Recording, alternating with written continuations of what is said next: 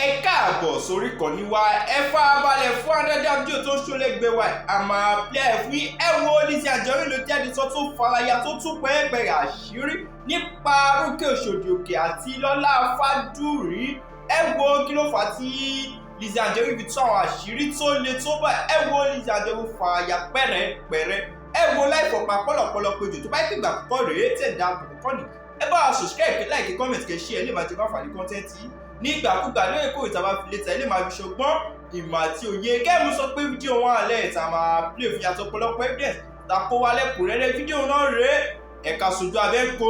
Ìyábọ̀ kò sí nǹkan kan tó fẹ́ yọ ẹ́ nínú ìwà burú tó o ṣe ó fòkú Mohbad gba donation yes or no let this serve as a lesson to you guys kó tó gbẹ́ kó tó jìn fọmọlàkejì ẹ kọ́kọ́ consider ẹjọ́ tó bá máa kó sí àǹtí Rónkẹ́ Òṣòdì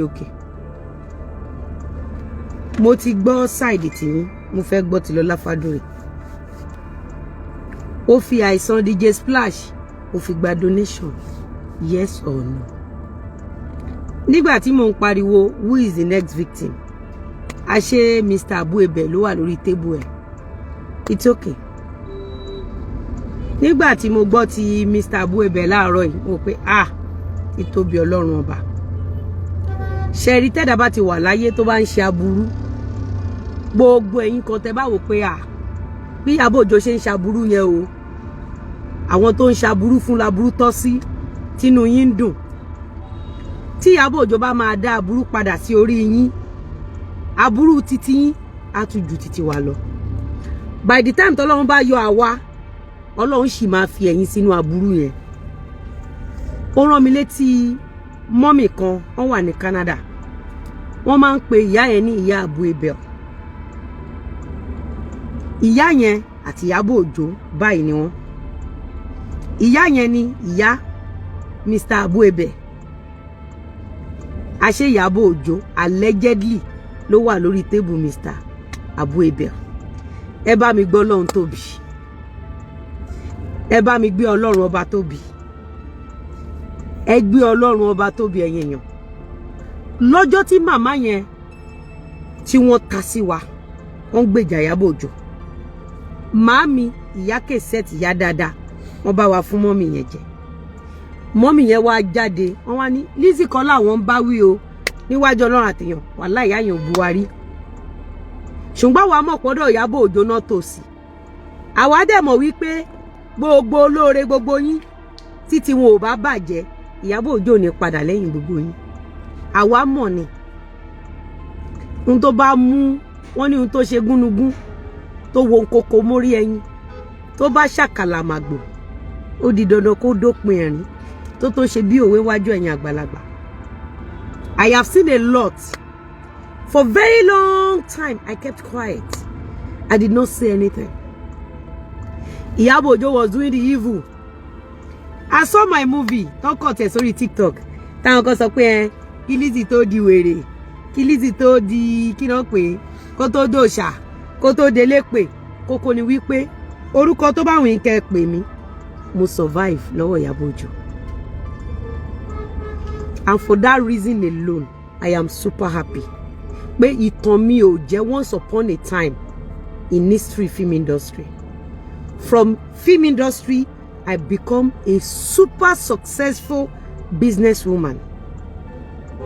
Tẹ́ bá lọ wo àwọn movies tí mo ti ṣe produced by Lizzy Anjorin ẹ rí pé ẹgbẹ́ èṣù kan nìyàn gbọ́rú àwọn Ìyábọ̀ Òjó ò fẹ́ kẹ́ ẹ rẹrù kẹ́ ẹ gbé sórí Ìyábọ̀ Òjó wò pé life ọ̀tá mi máa end sí film industry yẹn ogun yẹn pọ̀ tá a bá ṣe fíìmù wọn ló sọnù bá a bá pe makeup artist ilé Ìyábọ̀ Òjó ló máa end sí bá a bá lóyàn sí fíìmù inú ilé Ìyábọ̀ Òjó náà máa end sí bá a bá gba manager inú ilé Ìyábọ̀ Òjó náà máa end sí bá a bá gba PA inú ilé Ìyábọ̀ Òjó náà máa end sí bá a bá rẹ́ni tó jò ń pa tá a fún nílé ilé Ìyábọ̀ Òjó náà máa end sí Ìyábọ̀ Òjó ti ń bá ìwọ olórí burúkú ìbọ̀ kò tí Ìyábọ̀ Òjó ṣe ní lárí nìyẹn Mr. Abuebe ẹ̀yin àti màmá yín tó wà ní Canada ẹ kú oríire Ìyábọ̀ Òjó máa ṣe kéèsì yẹn o ó máa ṣe kéèsì Mr. Abuebe dáadáa tó tẹ̀. Nǹkan tó wá tún yà mí lẹ́nu ni pé Esabod sọ wípé nígbà tóun wà ní ìlú tó ti lọ ṣèyàwó yẹn, Esabod sọ wípé wọ́n ní ọmọ kékeré, obìnrin ọmọ kékeré, òun ló ń fìyà jẹ Ìyábọ̀ Òjó láì ṣe Lizzy Anjorin. Wọ́n wá bèèrè lọ́wọ́ Ìyábọ̀ Òjó wípé Ìyábọ̀ Òjó, àwọn òun ló ń sọ gbọ́ ọ̀rọ̀ yìí fún ẹ, ó ní ọmọ òun obìnrin. Ìyábọ̀, mo sì ń bọ̀ wá bẹ́ẹ̀ lálẹ́, ọ̀tọ̀ ní ṣó tí mo fẹ́ ṣe lálẹ́, torí nǹkan tí mo fẹ́ bèèrè ni pé ṣé ọmọ obìnrin yẹn ló operate Gistlover? Òun ló fi jẹ́ pé ẹni tó bá kọ̀ tí ò sanwó fún Gistlover mọ́, ìwà wá dojú ìjà kọ lójú ayé allegedly. Ọmọ obìnrin yẹn ṣé condition tó wà ní Gistlover ò fi function mọ́? Allegedly ni o. It's just an harmless question ni o. I'm just pondering. Ṣé condition tọmọ yẹn wà ní Gistlover ò fi post mọ́? Àbí gbogbo ẹ̀gbọ́n Gistlover ò mọ ibi tó fẹ́ gbà wọlé? Allegedly ni o. Then ṣé iṣẹ́ tí ìwọ àtàwọn ọmọ ẹ̀ ń ṣe ló fi ti àwọn ọmọ ẹ̀ síta àtẹ́jọ́ 14 fi ń lọ sílé gbogbo àwọn olórin àti igbá àtàwọ̀ àwọn tẹ́ bá ti rí pé wọ́n wà okay? Allegedly ni o. It's just a question. So Ìyábọ̀, ẹ ti dọ́dọ̀ Mr. Abuebe náà láìláìlálá. Ǹjẹ́ tó bá sọ fún yín pé gbogbo iṣẹ́ tí Lizzy Anjorin ń ṣe, tí Lizzy ń pariwo we don't know Ìyábọ̀ Òjó next victim, we don't know Ìyábọ̀ Òjó next victim, ǹjẹ́ tó bá sọ fún mi àti yín pé Mr. Abuebe ní next victim, ǹjẹ́ mi àti yín máa gbàgbọ́? Ǹjẹ́ èmi àti yín máa gbàgbọ́? Gbogbo àwọn Mr. Abuebe àtàwọn ọ̀yá àtàwọn bàbá Abuebe, ẹ̀yìn Ìyábọ̀ Òjó dẹ̀ ni gbogbo wọn wà. Eléyìí lágbára, eléyìí lélele kí o ṣòdì òkè. Ṣé pé ó dùn yín pé Lizzy Anjorin, ó dùn yín pé Lizzy Anjorin ló pè yín lọ sí New York? Lizzy tẹ́ fi gbogbo ọjọ́ yín tẹ́ fi ń sáré kó ṣubú. Lizzy yẹn ni. Ẹ jẹ́ kí n gbọ́ ti Lọlá Fádúrì. Ẹ mọ nǹkan tẹ́mi ṣe máa ń gbé oògùn wá bí? Oògùn níṣi ni mú èpò kì í ṣìyànjà. Òun lèmi ṣe máa ń gbé oògùn wá bí? Ó ti yé yín? Òun lèmi ṣe máa ń gbé àdàbí wá. Àdàbí jà ó dẹ̀ jèpè. Àǹtí Ronke Oṣòdì Òkè, ẹ lè divert wa. So ẹ̀yin rò mí pin pé mi ò lè ṣoore fún yín. Èmi ò dàbí ẹ̀yin. Ẹ lọ bèèrè lọ́wọ́ àwọn tó mèmí dáadáa. Ẹ lọ bèèrè lọ́wọ́ àwọn tó mèmí dáadáa. Ẹ lọ bèèrè lọ́wọ́ àwọn tó mèmí dáadáa. Ṣé kí n tún bọ̀ sí bọ́ọ̀bù yín? Ogún mi dá mi lójú ni mo fi gbárí. Èmi ò ń ṣe olórí burúkú èèyàn bíi tìyábọ̀ Òjó.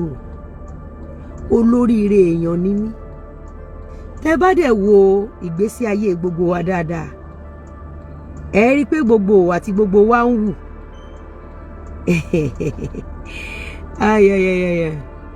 Ẹ rí pé gbogbo wa àti gbogbo wa ń wù. Ẹ rí pé òun lọ́lọ́run fi ń kẹ́ wa láwùjọ. Àǹtí Ronke, ó ṣọ́ọ̀kì yín. Bẹ́ẹ̀mi ṣe rí nìyẹn. Ìwà mi lọ́lọ́run fi lànà là fún mi nínú ayé. Ìwà mi, àníyàn mi, ní jíjí tí mo jí nígbésí ayé mi. Oore ni mo yàn dáadáa ni mo ń ṣe. Mi mọ̀ bóyá àwọn èèyàn rántí press kan tó sọ̀rọ̀ ńgbà kan pé Lizzy Anjorin tó bá ní any contact lọ́wọ́, á pe gbápà òkèjà lọ́bẹ̀, ẹ jẹ́ ká lọ tajà fún wọn bẹ̀. Mo rántí lady kan ọ̀rẹ́ mi kan náà. Àǹtí Ronke Oṣòdì Òkè ń sọ̀rọ̀ bíi ká ní pé so ẹ mọ̀ pé Lizzy lè ṣe bẹ́ẹ̀ ìyá. Iṣẹ́ tọ́lọ́run fi rán Lizzy nìyẹn. Tèmi bá ń jẹun bìkan, èmi máa ń kó àwọn èèyàn lọ́bẹ̀ ni pé gbogbo ẹja jọ ṣoríire. Àfìgbà tí Ìyábọ̀ Òjó dé, tí Ìyábọ̀ Òjó nírọ́ o, àfi kí ayé àwọn èèyàn bàjẹ́ kóun rí nǹkan máa fi gba donation. Ẹ jẹ́ ká máa gbọ́ lọ. So ẹ mọ̀, ẹ jẹ́ kí Lọlá Fádúrì jáde kó wá bú àdàbí pé Lizzy Anjorin àdàbí. Lọlá Fádúrì mi ti gbọ́ pàtì ẹ o. Lọlá Fádúrì mo fẹ́ kó jáde kó sọ pé àdàbí. Tó bá jẹ́ wípé òtítọ́ ni Lizzy sọ. Number 1, Lizzy kọ́ ló introduce Ronke Oṣòdì Òkè sí mi. Lizzy ò dẹ̀ offer mi pé owó iṣẹ́ tòun kí n fowó kun kí n fi ra tíkẹ́ẹ̀tì fún Ronke Oshodi Oke. Ẹlẹ́ẹ̀kẹta ni pé àdàbí tí Lizzy ò bá gba owó iṣẹ́ ẹ̀ lọ́wọ́ èmi Lọlá Fádùrì ṣe rí pé mẹ́ta ni nǹkan tí mo fẹ́ kí Lọlá Fádùrì wá jáde kó wá ṣe nìyẹn. Lọlá Fádùrì ṣé o mọ̀ pé ó ti pẹ́ tí n ti máa ń pe àdàbí lórí social media yìí lẹ́sẹ̀kẹsẹ̀ wàá mọ̀ nǹkan tó ń pè ní àdàbí. Lọlá Fádùrì ṣé o mọ̀ nǹkan tó ń pe àdàbí ẹ bá mi táàgì Lọlá Fádùrì ẹ bá mi táàgì àǹtí Ronke Oshodi Oke ẹ bá mi táàgì Ìyábọ̀ Òjó.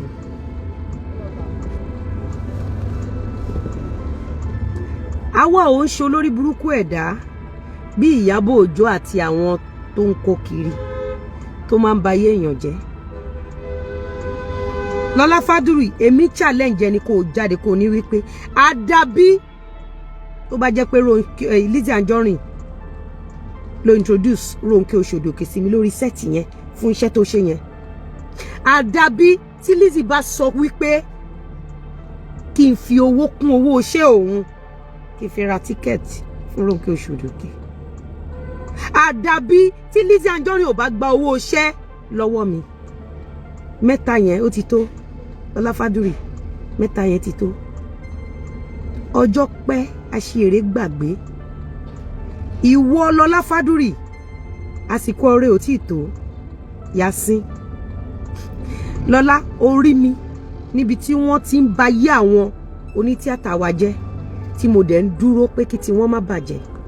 Ìwọ wo bó ṣe jẹ́ kí Ìyábọ̀ Òjó fi ẹ́ ṣẹ̀sín látàrí wípé o ò choose part yẹn rightly. Nǹkan tí Ìyábọ̀ Òjó ṣe fún Mohbad Lọlá Fádùrì gbogbo ọmọ tó bí ṣe pray kan ṣerú ẹ̀ fọmọ ẹ̀. Ṣé olórí burúkú Ìyábọ̀ Òjó tó máa mọ sàárì ọmọ ẹ̀ pẹ̀lú àwọn tó ń gbèjà Ìyábọ̀ Òjó pẹ̀lú àwọn tí Ìyábọ̀ Òjó ń gbèjà tí gbogbo wọn máa fọjọ́ ọlọ́jọ́ kánjú kú. Èwo nínú yín ló gbàdúrà kán fi òkú ọmọ òun kán fi ṣe nǹkan tí Ìyábọ̀ Òjó ṣe? Èwo nínú ẹ̀yin tẹ́ ń tẹ̀lé Ìyábọ̀ Òjó tí gbogbo yín máa mọ sàárì ọmọ yín tẹ́ pray nǹkan tí Ìyábọ̀ Òjó ṣe fún DJ Splash kán ṣe fọmọ yín? Èwo ló gbàdúrà nǹkan tí wọ́n ṣe fún Ìyábọ̀ tán ṣe fún Ìjẹ̀ṣà kán ṣe fún yín? Ẹ̀yin olórí burúkú, ẹ̀yin ẹni èpè, ẹ̀yin ẹni òfò, ẹ̀yin ẹni ẹ̀sín, ẹ̀yin ẹni àdánù, ẹ̀yin olòṣì ẹ̀dá, ẹ̀yin olórí burúkú, ẹ̀yin ẹni èpè, ẹ̀yin tọ́lọ́run á yóò bàjẹ́ fún tọmọtọmọ yín. Ẹ̀yin lẹ ń jẹ lábẹ́ Ìyábọ̀ Òjó, ẹ̀yin lẹ ń mu lábẹ́, ẹ̀yin lọ́lọ́run ti kọ̀ díẹ̀ mọ́ ṣe sí yín tẹ́ ti ṣorí burúkú nínú ayé. Ẹ̀yin lẹ mú àṣírí tẹ́ ní London Gistlover tó mú yín bẹ̀rẹ̀ orí burúkú. Ẹ jáde síta ẹ wá pe àdàbí. So ẹ mọ bó ṣe ṣẹlẹ̀ tẹ́lẹ̀ kẹ́ tó gbógun tì mí. Mo ní ẹ mọ bó ṣe ṣẹlẹ̀ tẹ́lẹ̀ kẹ́ tó bẹ̀rẹ̀ ogun sí mi. So after 13 years lẹ́yìn ṣe ń wá nǹkan tó ṣẹlẹ̀. Àbẹ́ ẹ mọ nǹkan tó ṣẹlẹ̀ sí Mohbad. Ẹ bèrè èyí tó ṣẹlẹ̀ sí Jẹ̀ṣà. Adúrú ẹ̀mí tí Gistlover ti waste dànù.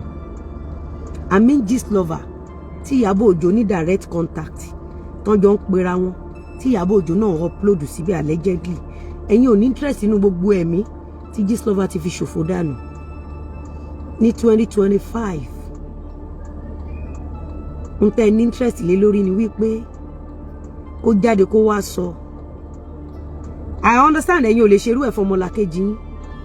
Èmi tí mo dẹ̀ mọ́rú ẹ̀ ṣe tí mo ṣe bí ẹni tó gọ̀ òun lọ́lọ́run fi kún mi lọ́wọ́ lẹ́nu. So kán jáde kán rí òkú Mohbad mọ́lẹ̀ àbí kán wá sọ̀rọ̀ oore tí Lizzy ṣe fún ẹ̀yin. Kán gbàgbé ọ̀rọ̀ Abu Ebel tí Ìyábọ̀ Òjó tún fẹ́ dúnrún rapist mọ́. Bóyá ẹni ẹlẹ́ni dẹ̀ ṣe mi ò mọ̀ o, kò kàn mí o, ọ̀rẹ́ ni gbogbo wọn tó bá wọn kàn jọ fojú ara wọn rí. Mo ní kán jáde lẹ́yìn ìgbà tí Ìyábọ̀ Òjó tó sọ pé bastard ni bàbá Mohbad, gbogbo yín ò kàn yín. It's okay. Bí wà oníkálùkù ṣe rí bẹ́ẹ̀ lọ́lọ́run ṣe ṣe sóníkálùkù. Ẹ rí pé èèyàn kan ò lè dúró ní mẹ́ta mẹ́ta. Èèyàn kankan ò dẹ̀ ní dúró ní méjì àfi tó bá la tán. Ẹ rí pé nínú ayé Ọlọ́run tí ń fi ìwọ oníkálùkù Ọlọ́run ti fi ń dá lẹ́jọ́. Because aims and objective yín náà ni pé kẹ́ ẹ bá tèèyàn jẹ́ káyé lè rí yín. Ṣán wá rí yín lénìí. Mo ní ṣán wá rí yín. Ọmọ tẹ́ ẹ pété pèrò kẹ́ ẹ dọwọ́ ẹ̀ délẹ̀. Kàkà kó ṣubú pípele ló ń pele sí i. Inú ẹ̀mí gígùn àláfíà ta ikú bálẹ̀ ọ̀rọ̀. Mo ní wípé kí Lọlá Fádúrí jáde ní 2025 torí wọ́n fi owó iṣẹ́ Lizzy wọ́n fi ra tíkẹ́ẹ̀tì fún yín. Àmọ́ Ìyábọ̀ Òjó lè lọ mú spam obìnrin kó fi ṣe DNA fọ́mọ ọkùnrin ọmọ ọlọ́mọ nígbà tí Ìyábọ̀ Òjó ń ṣe Alọ́ba family. Ojú gbà mí ti fún yín. No wonder. Ṣé báárà lẹ tún fẹ́ gbà ni? Àbí donation lẹ need? Torí evidence tẹ need ní 2025. Ìbànújẹ́ ló jẹ́ àti ìyàlẹ́nu ló jẹ́. Wípé ó yẹ kẹ́ ẹ ti béèrè yẹn tipẹ́tipẹ́. Kò ń ṣe time tí Ìyábọ̀ Òjó mú spam obìnrin tó lọ fi ṣe DNA fọmọkùnrin. Kò ń ṣe time yẹn ló yẹ kẹ́ ẹ jáde. Tó bá wá jẹ́ pé ẹ̀yin lẹ bí Mohbad tẹ wá gbọ́ pé Ìyábọ̀ Òjó pé yín bastard. Àgàgà tí Ìyábọ̀ Òjó wá lọ gbé spam obìnrin tó fi ṣe DNA fọmọ yín ọkùnrin. Ẹ má ti jáde láyé. Ní tó bá mú yín ní interest láti mọ̀ pé ṣé tòótọ́ ni Lizzy ń sọ àbí irọ́ ni Lizzy ń pa. Àbí bẹ́ẹ̀ kọ́ ẹ̀ ń wá ọ̀nà tẹ́ fẹ́ fi shield Ìyábọ̀ Òjó. Irú ìró ń borùn. Èwo nínú gbogbo yín lè ò ti lànà kíní tá ń wí yìí kọjá. Nígbà tá a bẹ̀rẹ̀ pẹ̀lú yín ní some years ago wọ́n là ń bú yín. Ebe yìí ni pioneer iṣẹ́ donation. Ebe yìí ni pioneer. Èwo nínú gbogbo àwọn tó súnmọ́ Ìyábọ̀ Òjó tí ò ti fọjọ́ kan ọjọ́ méjì gba donation. Ìgbà tó jẹ́ pé gbogbo àwọn tó bá níṣẹ́ lọ́wọ́ bí kẹ́ ẹ gbé wọn ṣubú kán má gbérí mọ́ ni. Ìgbà wo lọ̀rọ̀ donation ní setting? Ṣé bọ́jọ́ kìíní àná tán ni mò ń bú yín? Ṣé kìí ṣe lórí ọ̀rọ̀ donation? Àwa tá a ti rí ọjọ́ ọ̀la pé iṣẹ́ donation tẹ́ bẹ̀rẹ̀ yìí. In future ó ṣeé ṣe kẹ́mi máa lọ sí. A mọ̀ pé àwọn ọmọ tẹ́ training gan máa graduate ní level yìí. Ẹ jáde kẹ́ ẹ wá sọ̀rọ̀ nípa Ìyábọ̀ Òjó. Lọlá Fádúrí wojú mi. Eyín tájá bí bọ́mọ ẹ̀ṣẹ́ ló fi ń bu jẹ. Ojú mi dáadáa. Mi tí débi tọ̀dọ̀ ẹ mo máa débẹ̀. But hold on. Hold on. Hold on. Bẹ́ẹ̀ náà ló lórí burúkú Ìyábọ̀ Òjó tó máa mọ sàárì ọmọ yẹn. Èmi pé òun síṣẹ́ ní 20 kìíní kan. Almost 20 years ago. Èmi ò fóun lówó iṣẹ́. Ẹ jẹ́ ká gbọ́ ti Lọlá Fádúrí kí n lè bá mọ sáìsì kòbókò tí máa yọ nínú omi. Ọmọ yín ò ṣàgbàfọ̀. Ó ń káṣọ wálé ẹ rójú olè ẹ omi. Ojú ò tí yín rí ẹsẹ̀ yín ò padà. Wọ́n ń pè yín lábì fúnra ìràì. Ẹ kó fún yín sínú gọ́tà bí àkísà. Wọ́n ní kẹ́ gba ọmọ ẹ nínú òkúta lẹ fẹ́ fi fọ́. Sórí burúkú tí Ìyábọ̀ Òjó ń ṣe lórí cyberspace. Ṣé nǹkan ìmúyangàn ni? Tóra wí tó ń sìn. Ẹ̀lẹ́lẹ́yẹ́ gẹ́gẹ́ jọ kìíní kan ní ní. Ìyẹn ló kú ọmọ tí gúrùpù yín fi gba donation. Mo níyẹn ni spam ìyá Mohbad wọ́n fi ṣe DNA fún ọmọ Mohbad. Ǹgbà tẹ́ ẹ bẹ̀rẹ̀ iṣẹ́ burúkú iṣẹ́ òṣì yìí. Ẹ wo bí Ìyábọ̀ Òjó ṣe bẹ̀rẹ̀ pẹ̀lú Mohbad látijọ́ tí Liam ti di ayé ní Ìyábọ̀ Òjó ló ti bẹ̀rẹ̀ pẹ̀lú Liam. Àtẹ̀ní àtọ̀lá Liam ọwọ́ Ọlọ́run nìkan ló wà. Ìyábọ̀ Òjó ti gbàgbé sí ayé àwọn ọmọ ẹ̀jẹ̀ láì ṣe ti Liam for the rest of that boy's life. Kàkà káyé Liam bàjẹ́ àwọn ọmọ tó jáde lára Ìyábọ̀ Òjó láyé wọn máa bàjẹ́ beyond repair. Mo sọ tó ń gbà yẹn, mo sọ bẹ́ẹ̀. Mo sọ náà. Mo sọ. Mo ní Ìyábọ̀ Òjó kí ló ń gbé Liam jáde fún? so èmi á wá jí ní 2025 ẹ̀ ó mi màá wá parọ́ kí ló mo fẹ́ gbọ́ mo ti fẹ́ gbọ́ ti Lọlá Fádúrè ngbọ́ ti Lọlá Fádúrè yẹn ni màá fi mọ bí mo ṣe máa bínú tó lórí ẹ ti ẹ̀ tún ló máa fún Lọlá Fádúrè níbi tẹ́ ẹ rọra yín pin dé mo ní ẹ tún pe Lọlá ilé ẹ tún ló máa fún Lọlá Fádúrè níbi tẹ́ ẹ rọra yín pin dé torí Lọlá Fádúrè bí àwọn ọmọ títí ẹ̀ Lizzy Anjorin ò dẹ̀ bí títí ẹ̀ bàbá Mohbad ò bí títí ẹ̀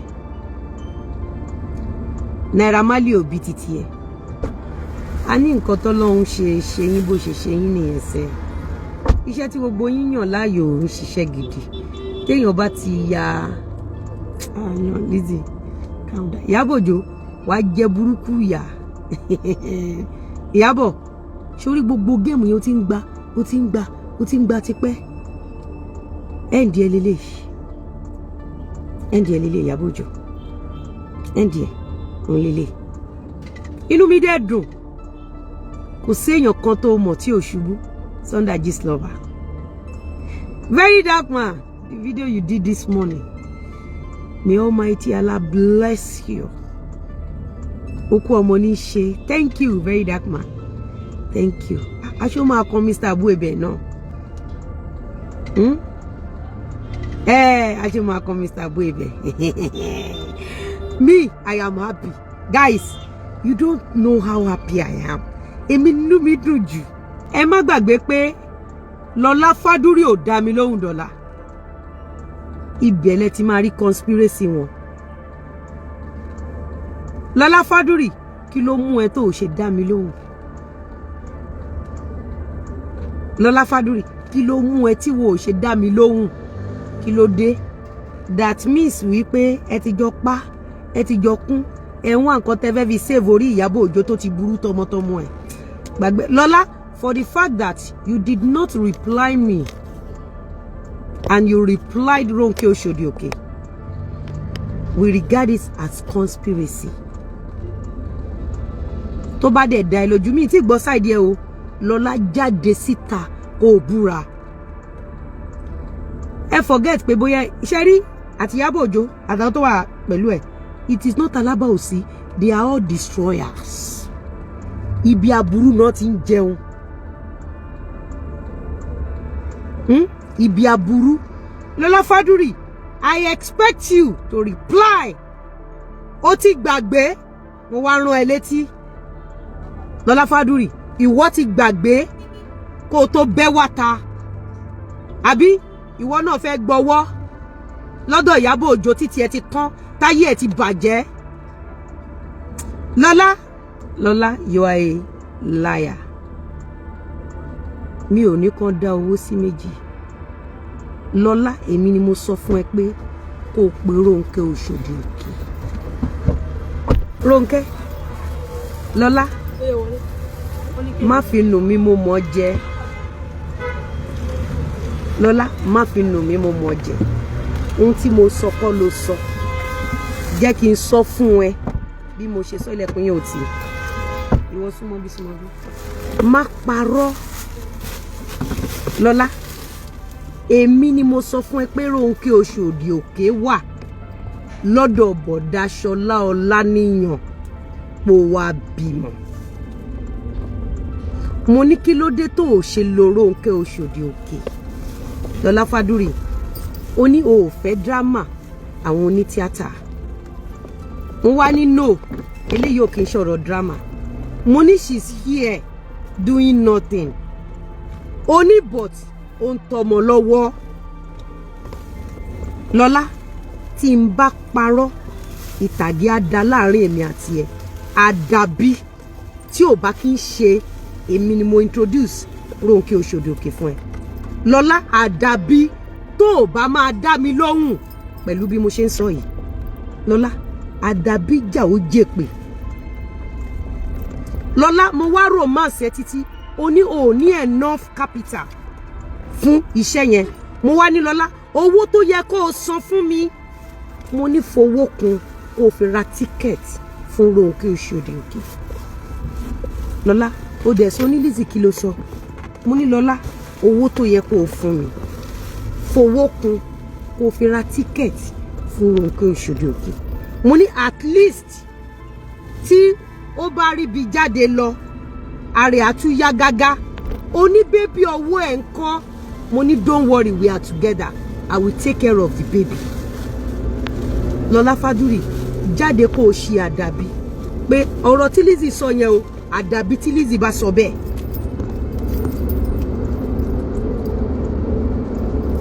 Lọ́lá Fádúrì ó ti pẹ́ tẹ́ ti jọ ń ṣe eléyìí ló máa fi ṣàṣemọ̀. Lọ́lá Fádúrì sórí ọ̀rọ̀ ta ọmọ kan tí mo ètì láyé mi mo ètì irọ́ mo ètì irọ́ Lọ́lá Fádúrì mo ètì irọ́ ọ̀rọ̀ Azeez Jàdúadé tó wá kó mi ní gold mo fẹ́ káwọn náà jáde. Lọ́lá wò mí dáadé ègún ní mí mo ètì irọ́ mo ètì kéèyàn ṣe oore kẹ́ fi bí san oore. Lọ́lá Fádúrì àti Ìyábọ̀ Òjó àtàwọn tó ń gbèjẹ àtàwọn tí Ìyábọ̀ Òjó ń gbèjà àdàbí tó bá jẹ́ pé òtítọ́ ni wọ́n gbé wá tó bá jẹ́ pé irọ́ ni wọ́n gbé wá wọ́n máa ráre kú tọmọtọmọ wọn ni. Lọ́lá Fádúrì repeat ẹ̀ bí mo ṣe sọ yìí má convert ẹ̀ sí nǹkan tó sọ yìí má convert ẹ̀ ó ti change ẹ̀. Nígbà tá a dẹ̀ di Amẹ́ríkà Lọ́lá Fádúrì nígbà tá a di Amẹ́ríkà mo lọ change aṣọ Ronke Oṣòdì-Òkè wá pìyẹ́ sẹ́yìn ó bà mí jẹ́ fún ẹ. Ó wá sọ nígbà tó padà dé ó ní àǹtí Ronke nǹkan tẹ́ sọ lẹ́yìn Lizzy ó ní ẹ sọ lójú ẹ̀. Aago mẹ́rin la wà yìí this is 5:07. Lọ́lá Fádúrì lọ́lá àwọn tó máa tilẹ̀kùn ọjọ́ ẹ̀ ní tá à ní ríru ọjọ́ ẹ̀ ní ìmọ̀ tó bá jẹ́ pé òtítọ́ ni mò ń sọ Lọ́lá Fádúrì wàá jẹ́ ìyà nǹkan tó ṣe wàá jẹ́ àwọn ọmọ ẹ̀ á jẹ́ ń bẹ̀ àdàbí tó bá jẹ́ pé mo parọ́ mọ́ ẹ̀. Ronke Oṣòdì-Òkè á jẹ ìyà yẹn àwọn ọmọ ẹ̀ á jẹ́ àdàbí tí n bá parọ́ lókù. Ìyábọ̀ Òjó Ìyábọ̀ Alice Òjó á jẹ́ àwọn ọmọ ẹ̀ á jẹ́ àwọn ọmọ ẹ̀ aráre kú àdàbí tí n bá parọ́ lókù. Ọjọ́ pé aṣèrè gbàgbé Lọ́lá Fádúrì jẹ́ kí n máa gbọ́ sí ìwẹ̀ lọ èmi Àkànkẹ́ màá dídí gbé nǹkan wá ṣàdàbí fún ẹni because I need to save a soul. Ó ti pẹ́ tẹ́ ti máa ń gang up báyé àwọn èèyàn jẹ́ ó ti pẹ́ tẹ́ ti máa ń parọ́ mọ́ àwọn èèyàn ó ti pẹ́ tẹ́ ti máa ń sọ oore di ibi ó ti pẹ́ tẹ́ ti máa ń ṣèkà fáwọn èèyàn èmi ilẹ̀ máa fi ṣàṣemọ̀. Lọ́lá Fádúrì wojú mi dáadáa tó bá jẹ́ pé òtítọ́ ló ń sọ Lọ́lá Fádúrì ó free àwọn ọmọ ẹ̀ free àmọ́ tó bá jẹ́ pé irọ́ ló pa Lọ́lá Fádúrì wàá máa fi ibi gba oore ní títí tó máa fi jáde láyé tọmọtọmọ ẹ̀ bẹ́ẹ̀ ni mo sọ and I'm coming back in full tí máa gbé nǹkan jáde tí máa fi gégùn yẹn. Ó ti pẹ́ tẹ́ tí ń ṣe wọ́n ní yínníyínní kí ṣoore kó lè ṣe mí. Lára àwọn nǹkan tó gbé film industry ṣubú òun ni pé gbogbo ẹ̀dá tó ṣe oore fún yín ẹ fi bí ṣú wọn ni. Kò sí ẹ̀dá tó fún yín nílé ẹ̀ kẹ́ lò fún fíìmù ẹ máa padà blọ́ọ̀gì wọn lọ́dà Gistlover ni àbí kẹ́ ẹ kó o lè lọ kó wọn mọ́lé. Mo sọ pé wọ́n o mo kàn sọ wípé ìwà àìmọ́re ló bà Yorùbá film industry jẹ́. Tá bá rí èèyàn kan tó bá ń ṣoore kò sẹ́ni tó ṣoore fún Yorùbá film people tó MC Olúọmọ. Mi ò gbèjà MC o mi kò dẹ̀ sí tó kàn mí pẹ̀lú MC. I am just saying this. Nígbà tí MC nídìí oní tíátà jù ẹ kọ̀yìn sí mi tí Ìyábọ̀ Òjó bẹ̀rẹ̀ orí burúkú yìí. Nígbà tí Ìyábọ̀ Òjó bẹ̀rẹ̀ orí burúkú yìí kò sí kankan nù yín tẹ́ MC fún ní Mẹ́kà tẹ́ MC kọ́lé fún tẹ́ MC ṣoore fún kò sí kankan nù yín tó dúró. Ẹ dàrin àjò ọ̀tá máa yẹn rú street ni máa yẹn fi bọ́. Lọ́lá Fádúrì wojú mi èmi lè máa fi ṣàṣemọ́. It's quite unfortunate. I never knew you were part of them. Lọ́lá mi ò mọ̀ pé you were part of them. Bàbá Àrà Ọ̀sán àwọn náà lè ti gbàgbé o wọ́n dẹ̀ lè rántí lára nǹkan tí bàbá Àrà Ọ̀sán fi lọ́ọ̀fù mi dọ̀la òun ni nǹkan tí mo ṣe fún Ronke Oṣòdì Òkè àwọn náà lè ti gbàgbé àwọn náà dẹ̀ lè sọ pé rọ́ ni kó máa rókì nínú wọn tí n bá parọ́ kó máa rókì ó ti pẹ́ tẹ́tí ń ṣe ẹ̀yin lẹ́sìn gbádẹ́lì báyé Yorùbá film industry jẹ́ òun náà ṣe ń fi gbogbo àwọn Yorùbá tọrọ donation torí gbogbo àwọn tó yẹ kó ran àwọn èèyàn lọ́wọ́ ẹ ti fi ibi sóore now let me continue with your ẹ jẹ́ ká gbọ́ sí nǹkan tí ẹ máa gbọ́ ohun tí mo sọ ẹ máa wo bí Lọlá Fádúrì bó ṣe change ẹ̀ Lọlá when Gistlover was bullying Bimbo ìyàwó Òkìkí who paid for Bimbo under Gistlover Lọlá Fádúrì who paid for Bimbo èmi àti Bimbo kì í ṣọlọ́rọ̀ ìyàwó Òkìkí whenever kì í ṣọlọ́rọ̀ mi ìrírí kò rí mi rí mi ò kí ń kiri Lọlá I'm asking you so ẹjọ́ wà ní really Lọlá ìwọ àtàwọn Ìyábọ̀ Òjó àtàwọn Gistlover jọ wà ní really